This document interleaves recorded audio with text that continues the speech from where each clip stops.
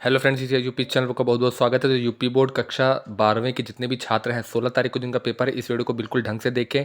आपको 100% ये दावा किया जा सकता है कि इससे आपके प्रश्न 99% आपके एग्जाम में आएंगे। जो जो इंपॉर्टेंट टॉपिक है, आप बिल्कुल पेन कॉपी लेकर बैठ जाइए, नाम लिख लीजिए। ये आप सोच लीजिएगा, जो आपको बताया जा रहा है कंफर्म आपके एग्जाम में आने वाले टॉपिक हैं। और एक चीज़ और बता दें, आप कोई भी चीज़ लिखें, आप ऐसा लिखें कि वो आपका जो एग्जामिनर है वो आपकी कॉपी देखने पे मजबूर हो जाए। लेखन शैली आपकी अच्छी होनी चाहिए और अच्छे तरीके से लिखें। आप अपनी कॉपी को जितने अच्छे से रिप्रेजेंट करेंगे दूसरे के सामने, 100% आपको थोड़ा बहुत कम भी लिखेंगे तब भी आपको फुल मार्क्स प्रोवाइड किए जाएंगे। राइटिंग का बहुत बड़ा प्रभाव पड़ता है। जो लोग कहते हैं राइटिंग का कोई प्रभाव नहीं पड़ता, हम फिर बता रहे हैं, जो जितना अच्छा लिखेगा उसको उतने ही अच्छे नंबर मिलेंगे। यहाँ पे आपकी ज्ञान का नहीं, राइटिंग स्किल्स का पेपर हो रहा है। ज्ञान का पेपर ओएमआर पे होता है। तो राइटिंग जितनी अच्छी होंगी उसी से आपको डिसाइड होगा। जैसे आप निबंध लिखते हैं, आप व्याख्या लिखेंगे, आप संस्कृत में अनुवाद करेंगे, तो उसमें राइटिंग और उसकी जो सटीकता है वो भी देखी जाएगी। सटीकता भी देखी जाएगी, लेकिन राइटिंग का प्रभाव बहुत है। थोड़ा बहुत कम लिखेंगे लेकिन राइटिंग का प्रभाव बहुत ज़्यादा है। अब बात करते हैं कौन कौन से टॉपिक इंपॉर्टेंट है जो आप तैयार करके 90% नंबर ला सकते हैं। आप समझ लीजिए, 2 दिन में 90% कोई भी स्कूल आपको नहीं लाने देगा। हम आपको बता रहे हैं, बस ये आप तैयार कर लीजिए। 90% अगर आपके नंबर नहीं आए तो बताइएगा, लेकिन आप पढ़ना पड़ेगा। देखिए, हम केवल आपको बता सकते हैं, हम तैरना बस सिखा सकते हैं, लेकिन तैरना तो आपको ही है। इंपॉर्टेंट टॉपिक आप देख लीजिए। देखिए, सबसे पहले जो आपको जीवन परिचय तैयार करने 10 नंबर में आएंगे। जीवन परिचय का मतलब ये है कि आप साहित्यिक परिचय भी उसके साथ तैयार करेंगे। और एक चीज़ और, जीवन परिचय में आप फ्लो चार्ट बना दीजिएगा। फ्लो चार्ट में जैसे आप जन्म हो गया, पिता का नाम हो गया, माता का नाम हो गया, या उनकी प्रमुख रचनाएं हो गई, उसको एक बॉक्स में ऊपर दिखा दीजिए, ताकि वो फ्लो चार्ट से के माध्यम से एग्जामिनर को समझ में आ जाए और आपको नंबर आसानी से प्राप्त हो जाएंगे। नीचे वाली चीज़ें वो इतनी ज़्यादा ढंग से नहीं देखेंगे, लेकिन हाँ, आप अगर फ्लो चार्ट बना देंगे तो आपका ही भला होगा उसमें। तो ये टॉपिक जो जीवन परिचय में आपको तैयार करने हैं, पहले जो गद्य में आएंगे, आप वासुदेव शरण अग्रवाल और हजारी प्रसाद द्विवेदी का जीवन परिचय तैयार कर सकते हैं। बहुत इंपॉर्टेंट टॉपिक है। एक जीवन परिचय आपको करना है, 3 ऑप्शन में आएंगे, एक इन दोनों में से एक जरूर कोई आएगा एग्जाम में आपके। उधर आपकी बात करें तो आप हरिऔध और मैथिली शरण गुप्त का जीवन परिचय तैयार कर लीजिए। इन्हीं का साहित्यिक परिचय तैयार कर लीजिए। 3 आएंगे, एक ही आपको करने, तो आपके 10 नंबर ये कंफर्म हो गए। गद्य जो आपका आता है, जो पद्यांश में और गद्यांश में आता है आपको व्याख्या करने के लिए, क्योंकि व्याख्या तो आएगी नहीं, 5 प्रश्न आएंगे।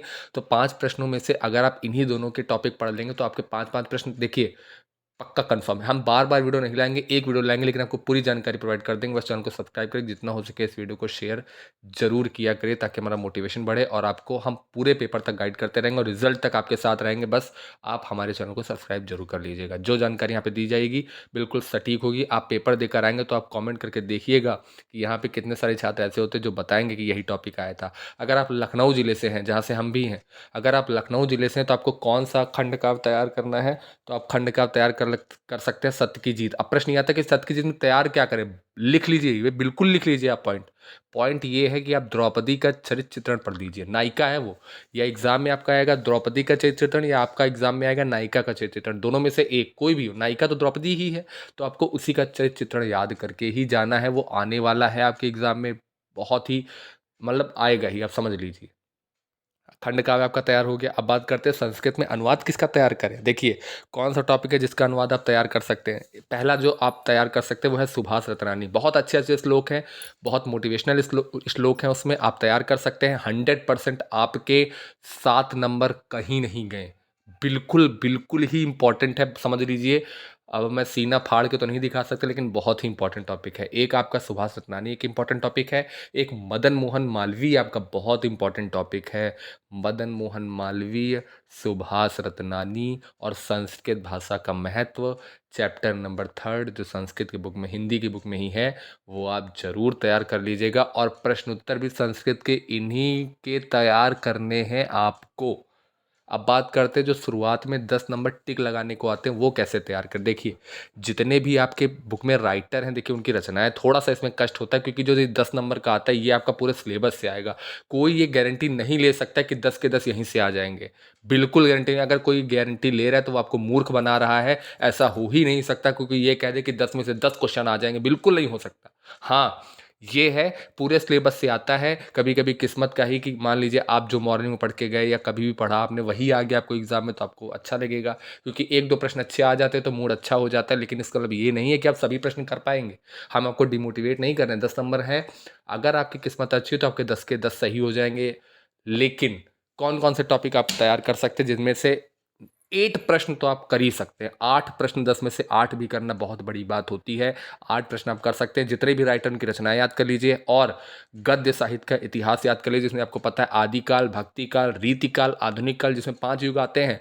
भारतेंदु युग, छायावादी युग और आपका द्विवेदी युग आता है, प्रगतिवादी युग आता है, नई कविता का युग आता है। इनके राइटर और इनकी रचनाएं याद कर लीजिए। 100% 10 के 10 आप चिपका के आएंगे। 10 में से 8 तो बिल्कुल करेंगे, क्योंकि 2 प्रश्न आ भी सकते हैं, नहीं भी आ सकते। हम पूरी गारंटी नहीं ले सकते 10 में से 10 आप कर पाएंगे। देखिए कोई नहीं ले सकता, अगर कोई ले रहा है तो वो फिर आप समझ सकते हैं हम बार बार नहीं कहना चाहते हैं। दूसरी बात, ये आपके क्लियर हो गए, आपका जीवन परिचय क्लियर हो गया, आपका व्याख्या तैयार हो गई, आपकी संस्कृत की चीज़ें जो इंपॉर्टेंट थी वो भी आपको बताई जा चुकी है। हाँ, समास, संधि, अगर आप सामान्य हिंदी के छात्र हैं तो आपको लोकती और मुहावरे अलग से पढ़ने पड़ेंगे, लेकिन अगर आप साहित्यिक हिंदी के छात्र हैं, यानी आप ह्यूमैनिटीज़ के छात्र हैं, तो आपको ये 2 टॉपिक नहीं तैयार करने पड़ेंगे। लेकिन जो साइंस साइड के छात्र हैं उनको सामान्य हिंदी में लोकती और मुहावरे भी आते हैं, वो भी आपको तैयार करने पड़ेंगे। वो तो आसान आते हैं, वो आप आराम से कर लेंगे। तो ये टॉपिक है। फिर से बात बता देते हैं कि लेखन शैली पे ध्यान रखिएगा, अच्छे से लिखिएगा, भले ही कम लिखें। निबंध बता देते कौन सा इंपॉर्टेंट है। एक समाज, एक आप साहित्यकार पे याद कर लीजिए, एक साहित्य और समाज पे याद कर लीजिए। पर्यावरण भी इंपॉर्टेंट है, नारी शिक्षा पे भी आप तैयार कर सकते हैं। देखिए निबंध कुछ इंपॉर्टेंट शब्द होते हैं, अगर आप उनको पकड़ लेंगे तो आप अच्छे से निबंध लिख पाएंगे। निबंध आता सबको है, लिख भी आप पाएंगे, लेकिन समय के अंदर लिखना और अच्छे शब्दों में लिखना, अच्छे तरीके से समझाना बहुत बड़ी बात होती है। 9 नंबर का है, आई होप कि आप वो नंबर नहीं जाने देंगे। ये जो मैंने निबंध बताए हैं आप जरूर तैयार कर लीजिएगा, बहुत ही इंपॉर्टेंट निबंध ही बताए। देखिए हम बिल्कुल निचोड़ के वीडियो लाए हैं, सभी जानकारी आपको इस वीडियो में प्रोवाइड कर दी गई है। संस्कृत के प्रश्न उत्तर भी आपको बता दिए हैं, जो टॉपिक मैंने बताया है आप दोबारा वीडियो देख लीजिएगा, यही टॉपिक तैयार कर लीजिएगा और पेपर के दिन आप देखिएगा वीडियो दोबारा, जो प्रश्न मैंने बताए हैं वो एग्जाम में आपके आए हैं कि नहीं आए हैं। अगर ये वीडियो आपको अच्छा लगा हो कमेंट करके जरूर बताइएगा। एक बार में मैंने पूरा वीडियो रिकॉर्ड किया है, तो आप आई होप कि मेरी मेहनत समझ रहे होंगे। ये रहा हमारा आज का वीडियो। पूरा वीडियो सुनने के लिए बहुत बहुत धन्यवाद।